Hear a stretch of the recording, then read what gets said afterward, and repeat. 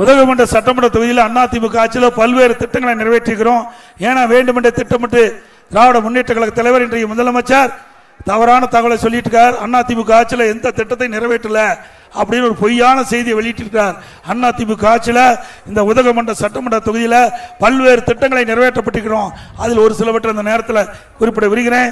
படுகர் சமுதாய மக்கள் கொண்டாடும் ஸ்ரீ ஹெத்தை அம்மன் திருவிழாவிற்கு அரசு விடுமுறை விட்டது அதிமுக ஆட்சி. படுகர் சமுதாய மக்களை பழங்குடியினர் பட்டியலில் சேர்க்க மத்திய அரசிற்கு பரிந்துரை செய்யப்பட்டதும் அதிமுக ஆட்சியில். தொட்டப்பட்ட அருகே 3 கோடி மதிப்பீட்டில் புதிதாக தேயிலை பூங்கா அமைக்கப்பட்டது அதிமுக ஆட்சியில். உதகை நகரத்தில் 37 கோடி மதிப்பீட்டில் 3வது கூட்டுக்குடி திட்டத்தை அமைக்கப்பட்டதும் அதிமுக ஆட்சியில். உதகையில் சுமார் 2 கோடி மதிப்பீட்டில் பேருந்து நிலையம் நவீனப்படுத்தது அதிமுக ஆட்சியில்.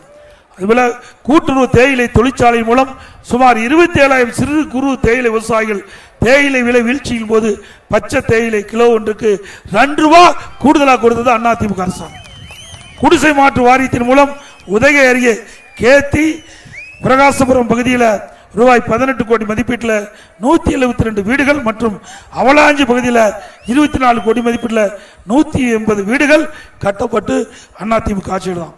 நீலகிரி மாவட்டத்தில் சுமார் 5000 வீடுகள் இந்திரா நினைவு குடியிருப்பு திட்டங்கள் கட்டப்பட்டது. உதகையில் 14 கோடி மதிப்பீட்டில் பழங்குடியினர் பண்பாட்டு மையம் அமைக்கப்பட்டது.